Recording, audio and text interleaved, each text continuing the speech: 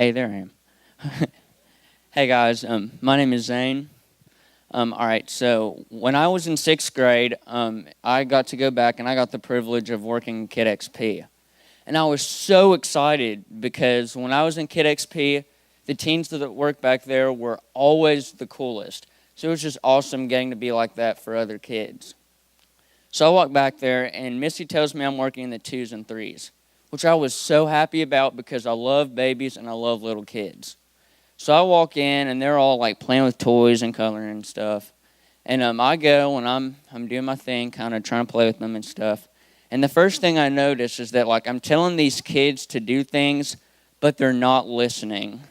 Like sometimes they'll get like this little just kind of look at me and just kind of smile and then just run off. But they just weren't listening, which I didn't like. So about halfway through the class, they had just got done watching their video over the lesson for the day. And I'm kind of standing up against the chair and just minding my own business. And all of a sudden, I just feel this little kid just run up and just hit the back of my leg as hard as they can. And as soon as they did that, like, I just dropped. And next thing I know, I've got like 22 and 3-year-olds on top of me. And if you can tell by how small I am, like 22 and 3-year-olds, I'm surprised they didn't break me in half.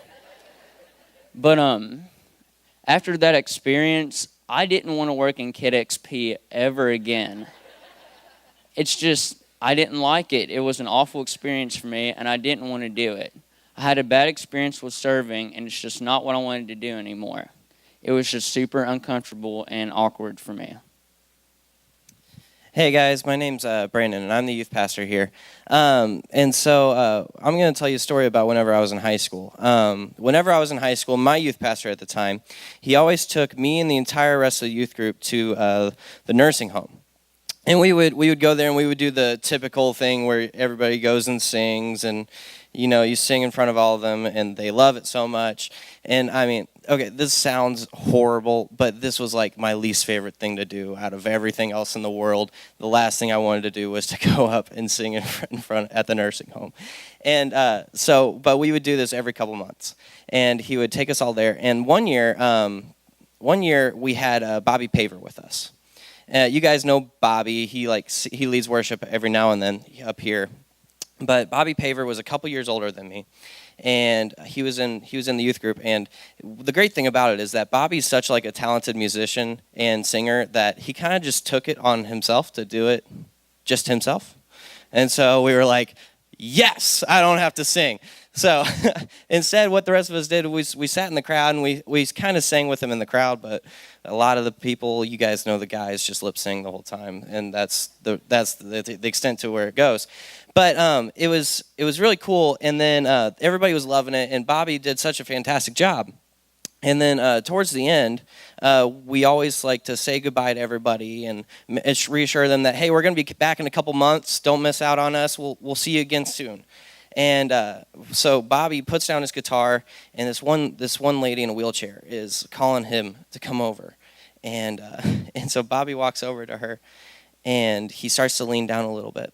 And she proceeds to grab him by the collar, pull him in, and just start slapping him in the face for like 5 times.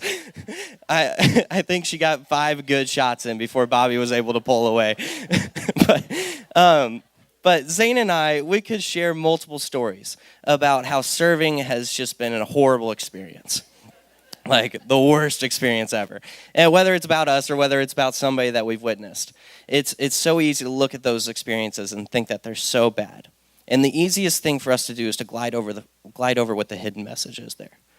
It's so easy for us to glide over the fact that those 2 and 3-year-olds who tackled Zane and broke him in half were actually just super pumped that he was there. It's so easy for us to glide over the fact that the woman who slapped Bobby in the face 5 times was actually just super excited that he was there and willing to spend time with her. I don't know if slapping him in the face kind of shows that very well, but I mean, that was her way of showing it. And the beautiful thing about serving is that it pushes us in this completely unselfish position, which is a little hard because our natural tendencies as human beings is we just have the natural tendency to be selfish. And that's our natural tendency. That's how we function in our society. is that we have to come at everything from a selfish perspective in order to get ahead of life. We need to see the benefit and how it's going to benefit us in everything that we do. And so the hard thing about serving is that we oftentimes don't see this hidden benefit within it. We see that, hey, we're going to do something cool for somebody. But there's like three things that really get in the way of us doing it. And I call it the selfish lens kind of thing. We come at it from this selfish lens. And the first thing that contributes to it is that we look at the project or the task, and it's exhausting. So it's exhausting. It'll take so much energy out of me. Whenever, in the summer of 2015, I was still in school. I think this was between my junior and senior year at college. I went to college up at Olivet Nazarene University, which is up near Chicago. And me and a crew from the school, we went to the Democratic Republic of the Congo. And this was like a short-term mission trip for a couple weeks that we just decided to go there and really invest in the kids' lives there and really invest in the people there. And everything about this trip was labeled exhausting.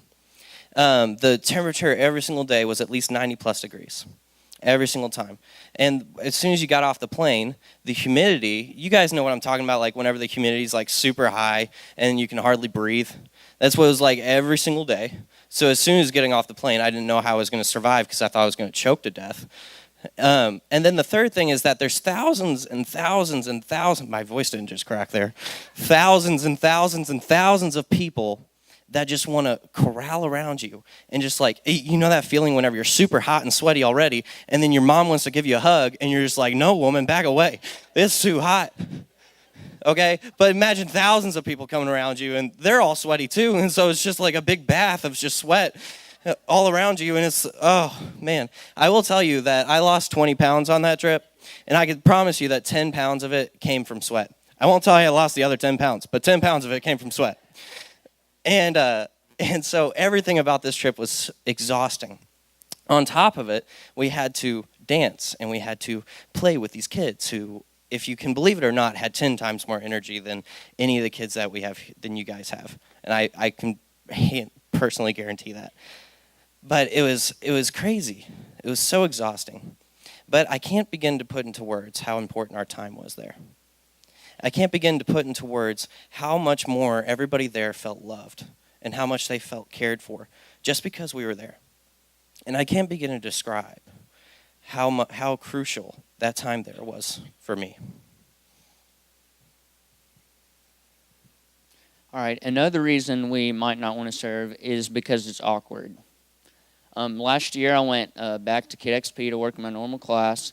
And as I'm walking in the door, Missy stops me. She sticks her arm out and she says, Zane, we've got some 4th and 5th graders in the Club 321, and they're not dancing whenever the dancers get up there. So we think if you get up there and dance, they'll do it too. Which I'm sure most of you know, I can't dance at all. Those of you who don't know, this is about as good as I can get.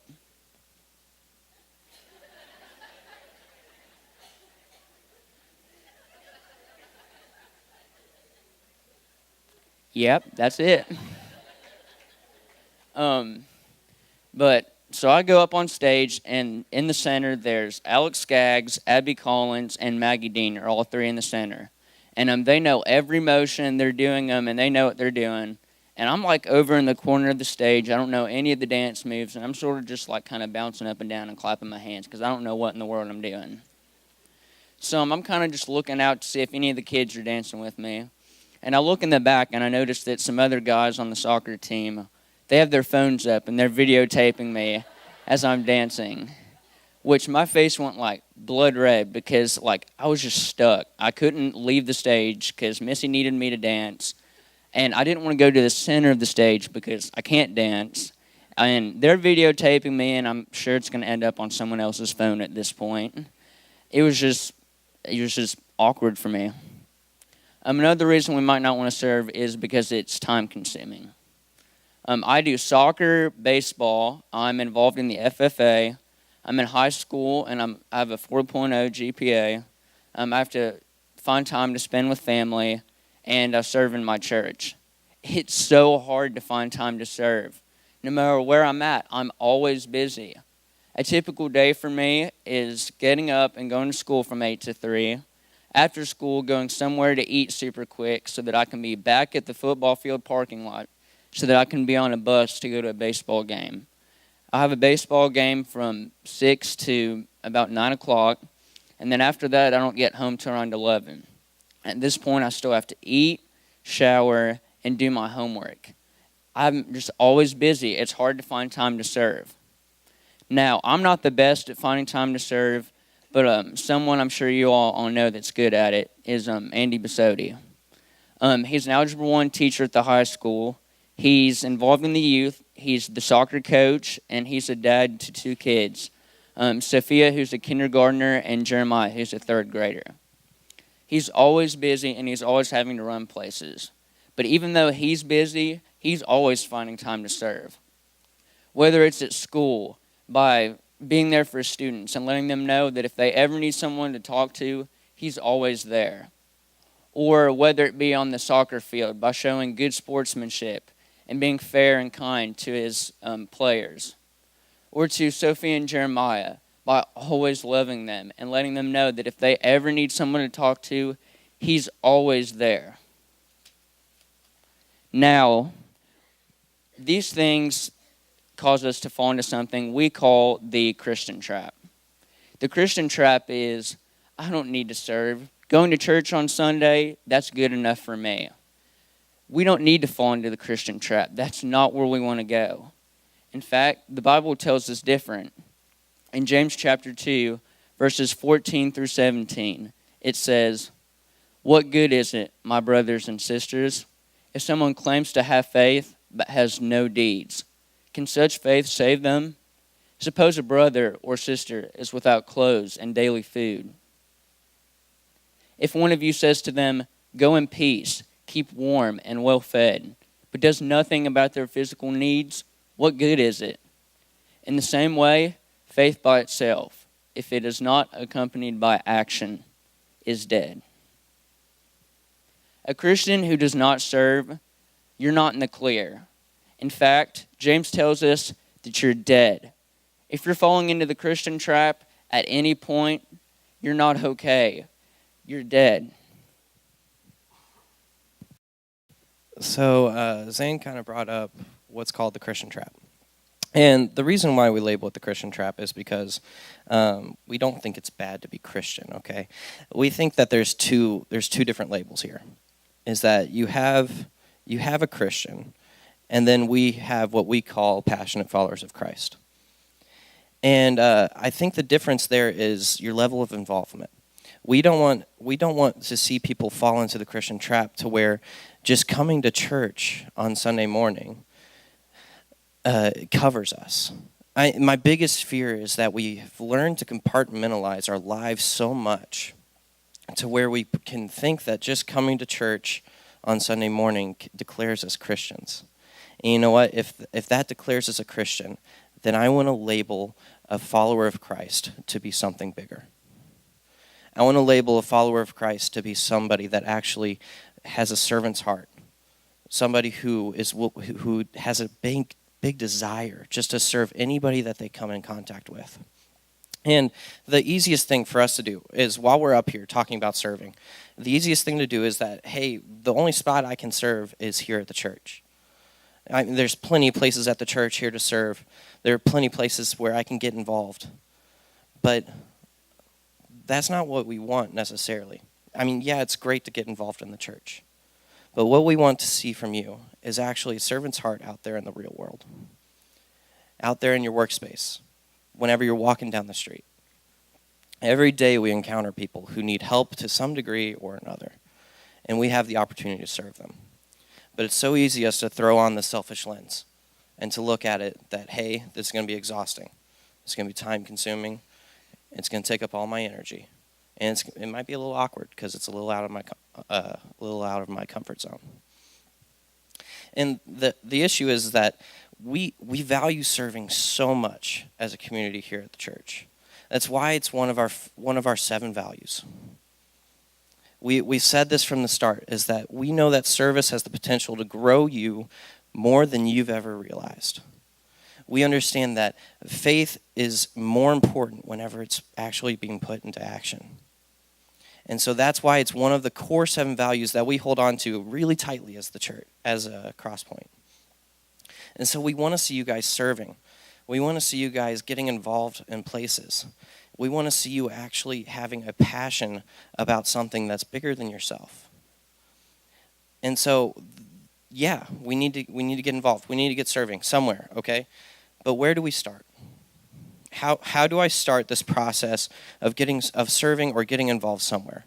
And honestly, it comes from a day-to-day thing.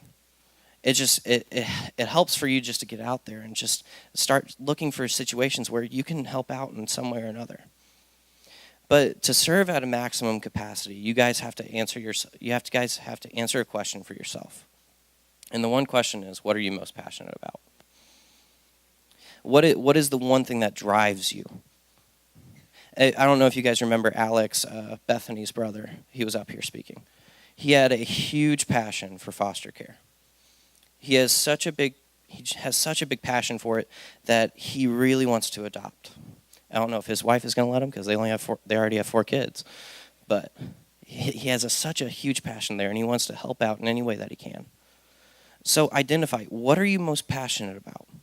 Or if you can't think of anything, where do you see yourself developing a passion that you never really thought could have ever existed? Once you answer this question, you can identify where you can really get involved. Because the reality is, whenever you find a place that you are really passionate about, it doesn't take much work for you to really get involved.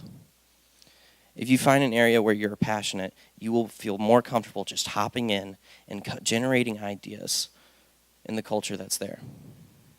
And so, answer that question. What are you most passionate about? All right, so this past summer, I got the privilege of going to something called CIY. And at CIY, they focus on one thing the whole time, and it's kingdom workers. And CIY describes kingdom workers as this. A kingdom worker is someone who uses their gifts, abilities, and sphere of influence to advance God's kingdom. We're all called to build God's kingdom. Serving in any way with something we're passionate about makes us kingdom workers. After CIY, we got these things called kingdom worker cards. They were these little gray pieces of paper with different challenges of serving on them. And they were put in an envelope. But they told us at CIY, they said, you do not open these envelopes with your kingdom worker cards until you have made a total commitment with God to doing whatever challenge is in this. So in October, we went in and we got with our groups and we opened our kingdom worker cards. And our kingdom worker card was leading a youth service on a Sunday morning. And that's what we just did. So today, we have kingdom worker cards for you all. You're going to see something outside called the 4-wall. And in it, there's going to be pieces of paper rolled up and placed in. We want you all to take one of those. On it, it's going to have a challenge of different ways you all can serve. But we have one rule for you all. You do not take a piece of paper from the 4-wall unless you are totally committed to doing whatever challenge is on that card.